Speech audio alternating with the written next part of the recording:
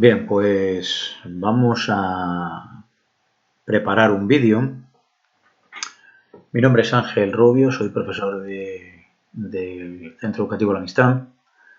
Y bueno, pues en este vídeo lo que vamos a estudiar son las razones trigonométricas, una breve introducción. Bueno, es una primera parte, un acercamiento a la trigonometría. En sucesivos vídeos iremos viendo, bueno, pues el resto de elementos que nos quedan para completar la unidad, si el coronavirus nos lo permite. Bueno, pues bromas aparte, vamos a empezar con una breve introducción explicando lo que es un radian. Bueno, vamos a empezar primero con el sistema sexagesimal, que será más sencillo.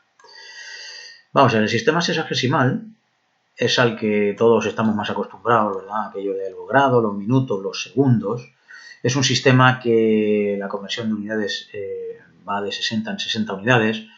Tenemos que para pasar de grados a minutos hay que multiplicar por 60, para pasar de minutos a 60, en fin, esta parte me la salto un poco porque entiendo que si estás viendo este vídeo es porque esto ya más o menos lo tienes dominado.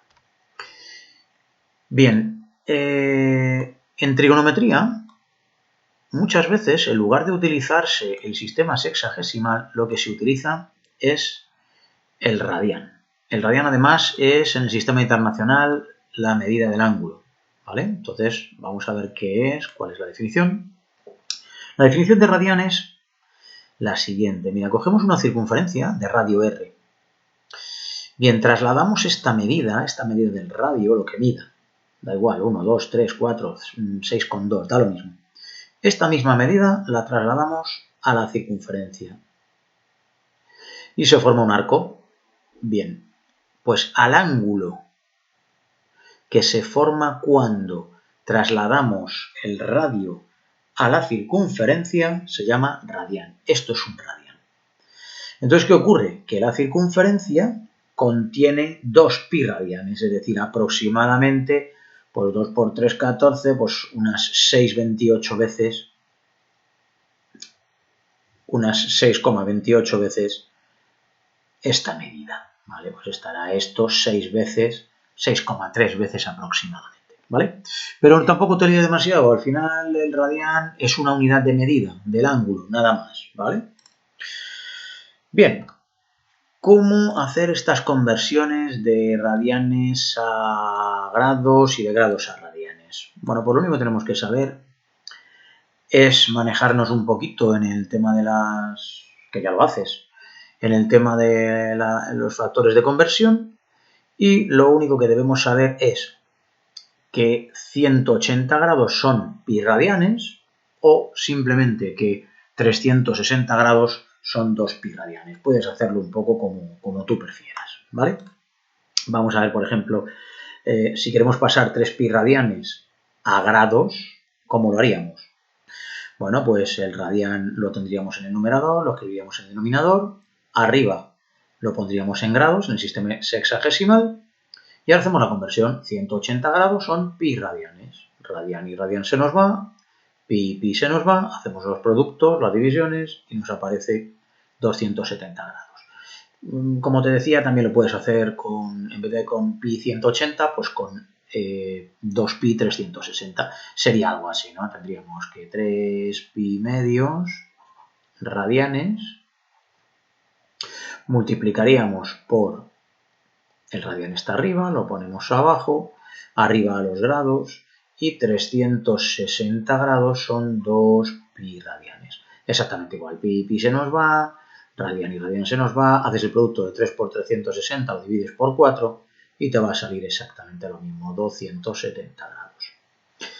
Bien, ¿qué ocurre si nos dan el sistema sexagesimal y nos piden que lo pasemos a radianes? Bueno, pues se hace exactamente igual, pero al contrario. Multiplicamos.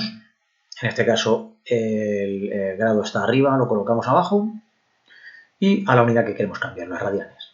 Bien, en este caso utilizamos, por ejemplo, 180 grados son pi radianes, aunque te repito que puedes hacerlo con 360 grados 2 pi.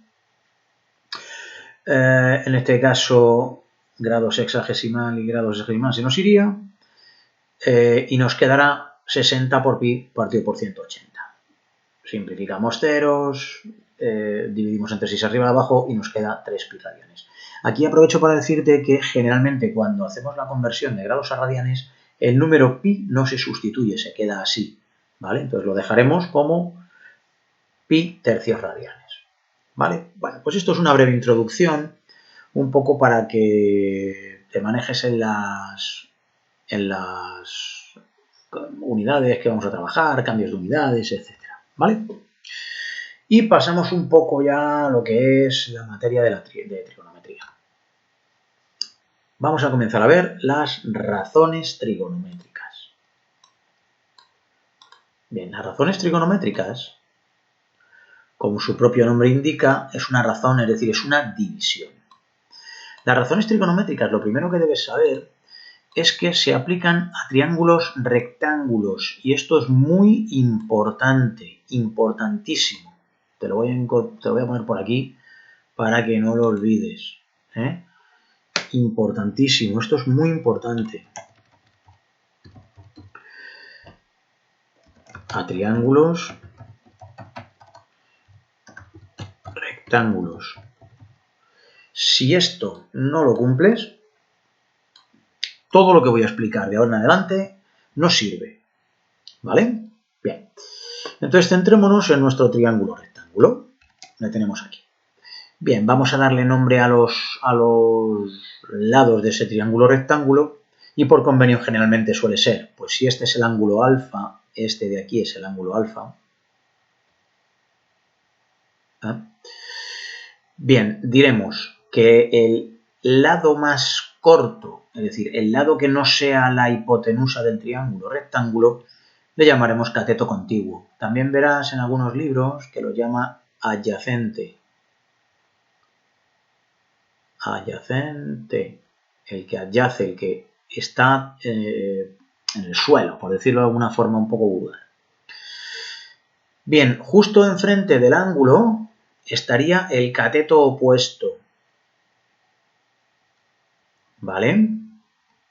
Bien, entonces quédate con estos nombres. Hipotenusa, lógicamente, al lado más largo. La forma de identificar la hipotenusa es sencillo porque basta con localizar el ángulo recto que estaría aquí y justo el cateto que está enfrente es la hipotenusa. Lo digo porque hay veces que hago un pequeño paréntesis que los triángulos nos los ponen así, nos los ponen tumbados sobre la hipotenusa, el ángulo recto es este de aquí, ¿vale? Y entonces muchas veces nos confundimos porque estamos siempre habituados a ver los triángulos en esta posición, pero ya sabiendo que la hipotenusa está enfrente del ángulo recto, ya no tenemos más dudas. Bien, entonces vamos a definir las razones trigonométricas de nuestro triángulo, es decir, los cocientes que nos van a interesar. Bien, el primer cociente que nos va a interesar es dividir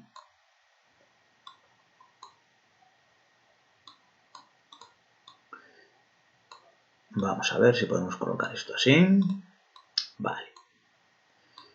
El primer cociente que nos interesa es dividir el cateto opuesto al ángulo, ¿vale?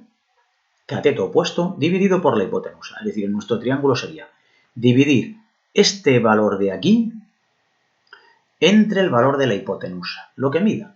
3 centímetros entre 8, 2 entre 6, da igual, los valores que nos den.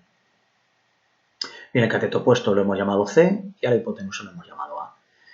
A este cociente, a esta división, se le llama seno del ángulo alfa, seno de alfa. Es una definición, no te molestes en calentarte demasiado la cabeza. Simplemente, bueno, profundiza un poquito para aquel que le interese un poco más.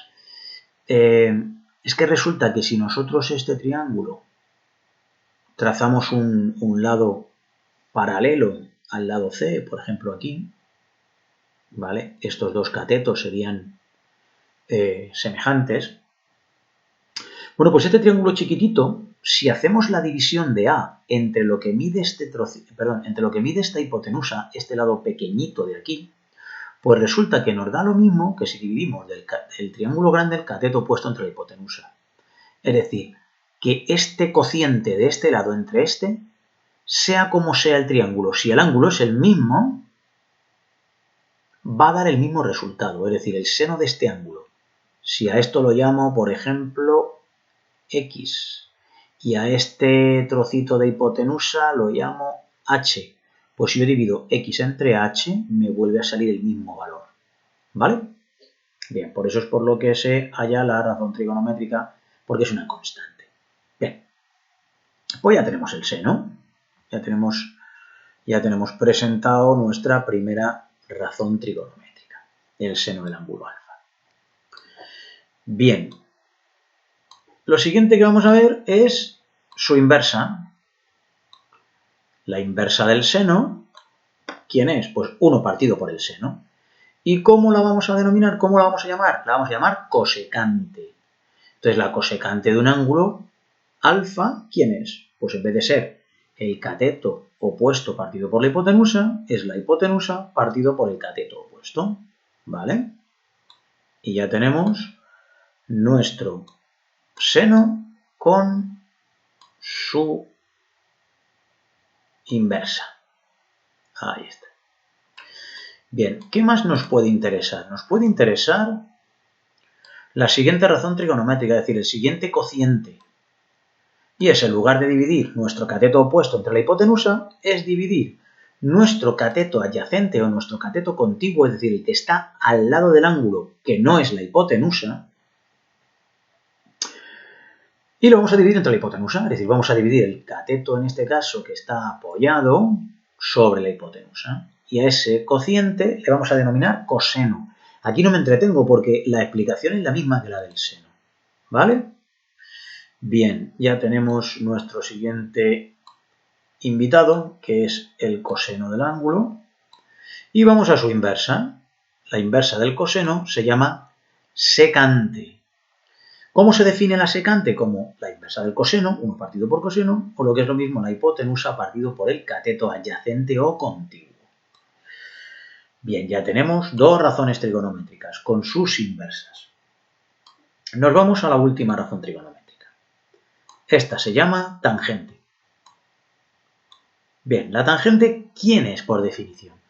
Es el cociente entre el cateto opuesto dividido por el cateto contiguo. Por tanto, será el seno dividido por el coseno. En nuestro triángulo, ¿quién es? C partido por B. Tenemos a C, cateto opuesto a este ángulo, partido por B, que sería el cateto contiguo a este ángulo. Bien, y exactamente igual que con sus compañeros, definimos su inversa como 1 partido por la tangente, que en nuestro triángulo sería B partido por C. Y en este caso debes de memorizar estas razones trigonométricas, que como ven no son más que cocientes y tampoco es mucho más complicado que eso. Debo de incidir en una cosa, por si acaso, y es que en este caso hemos decidido que el ángulo alfa fuera este. ¿Qué hubiera ocurrido si en un momento determinado, bueno, no puedo borrarlo, no importa. ¿Qué hubiera ocurrido si en un momento determinado decidimos que en vez de coger este ángulo alfa, queremos coger este otro ángulo alfa? Pero en vez de llamarle alfa, para no confundirlo, le vamos a llamar beta. Bien, en este caso, si yo quisiera definir el seno de beta, ¿quién sería el seno de beta? Pues por definición es el cateto opuesto a él. En este caso es B. Fíjate, el que está enfrente de beta es B. Dividido por la hipotenusa, dividido por H. Bueno, por A, perdón. En este caso le hemos llamado A. ¿Vale? ¿Quién sería el coseno de beta? El coseno de beta sería el cateto contiguo a beta. Este no, porque es la hipotenusa, si es que el otro. C, dividido por la hipotenusa, que es A. Y por último, la tangente de beta. ¿Quién sería la tangente de beta? El cateto opuesto, es decir, B, dividido por el cateto contiguo, en este caso C. ¿Cómo serían sus inversas? Es decir, la inversa del seno, que es la cosecante, que se escribe cosec, pues sería, aquí me he comido a beta, sería A, la inversa, partido por B. La inversa del coseno, ¿cuál sería? La secante de beta, que sería A partido por C, es decir, dándole la vuelta al cociente. Y la cotangente de beta, ¿quién sería? Pues la inversa de la tangente, ¿no? Es decir, C partido por B, ¿vale? Bien, vamos a hacer un pequeño ejercicio que te sirva de referencia y ya el resto corre de tu cuenta. Bien, no quiero terminar el vídeo sin explicar que tanto el seno como el coseno siempre serán mayores que 0 y menores que 1. Es decir, nunca podré encontrar un valor del seno superior a 1 ni inferior a 0. La explicación te la dejo a ti. Si tienes alguna duda, pues me haces la consulta y yo te respondo. Pero, bueno, si te vas a la definición vas a ver rápidamente a qué se debe esto, ¿vale? Pero si no, bueno, pues ya lo sabes. Bien, vamos a hacer un pequeño ejercicio que lo tenemos aquí preparado.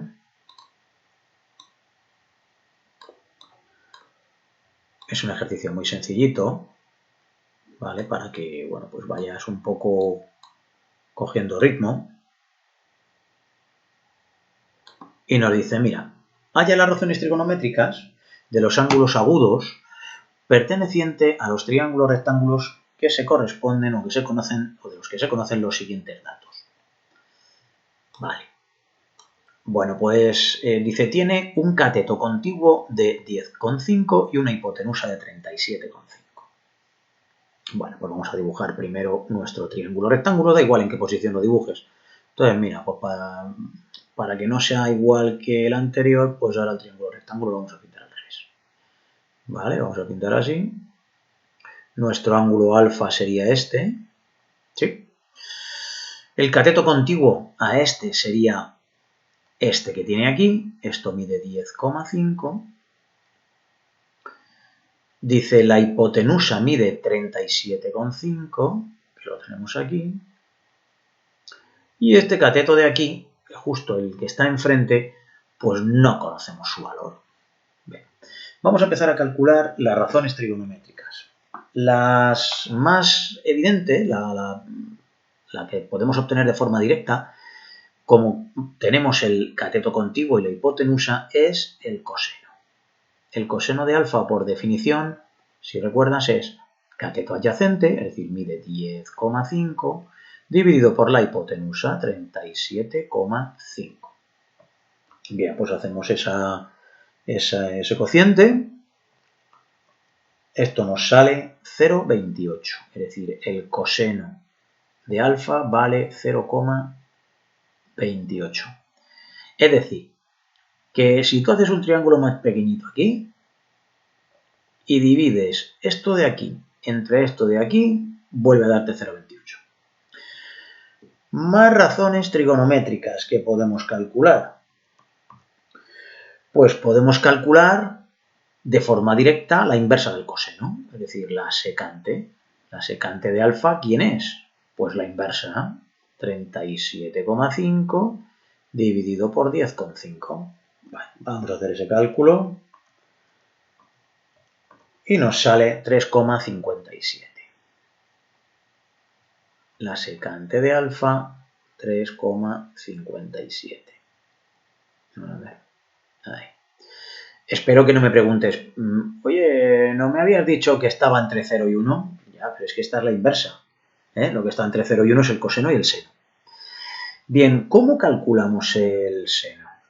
El seno no podemos calcularlo de forma directa. ¿Por qué? Porque por definición es el cateto opuesto partido por hipotenusa, pero es que el cateto opuesto no lo conozco, o no le conozco.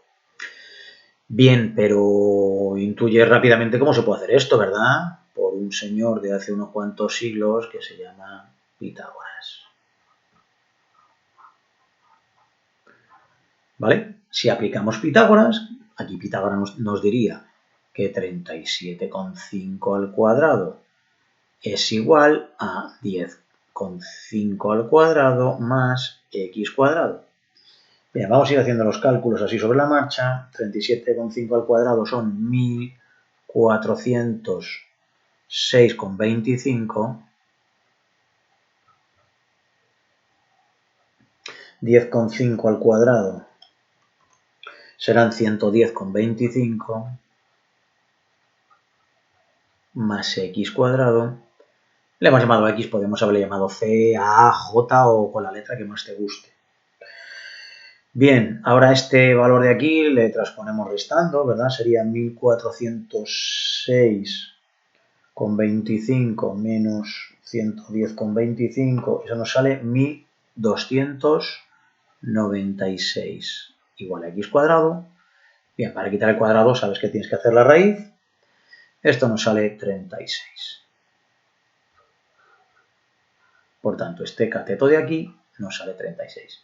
¿Vale? Bien, lo primero que me da raro es que el triángulo, claro, como lo he dibujado sin saber exactamente cómo iba a ser, bueno, pues nos sale el lado más pequeño, nos sale dibujado más grande, ¿vale? Pero no pasa nada. O sea, este triángulo lo único que es más alto que la base es más pequeña que la altura, ¿vale?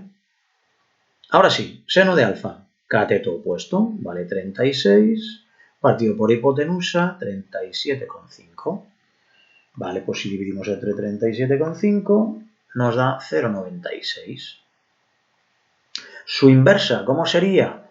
La cosecante. La cosecante de alfa, ¿a quién es igual? A la hipotenusa, 37,5 partido por 36. Bien, y eso nos da 1,04. ¿Vale? La cosecante vale 1,04. Y nos queda la tangente de alfa, te recuerdo que es el seno, que es 0,96, dividido por el coseno, que es 0,28. Bien, y aquí este valor nos sale 3,4.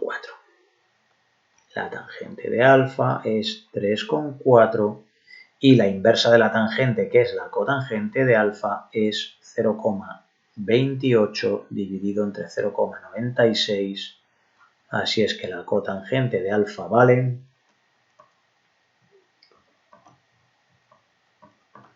2,43. Bueno, 2,4. Aquí tenía que haber metido un decimal más, tampoco tiene más importancia, ¿vale? Bien, pues hasta aquí el vídeo de hoy, donde simplemente te recapitulo. Hemos visto cuáles son las unidades del sistema internacional para la medida de ángulos. Hemos visto lo que son las razones trigonométricas, el seno, el coseno y la tangente. Y ya lo siguiente es pues que tú comiences a trabajar. Espero que el vídeo te haya sido útil.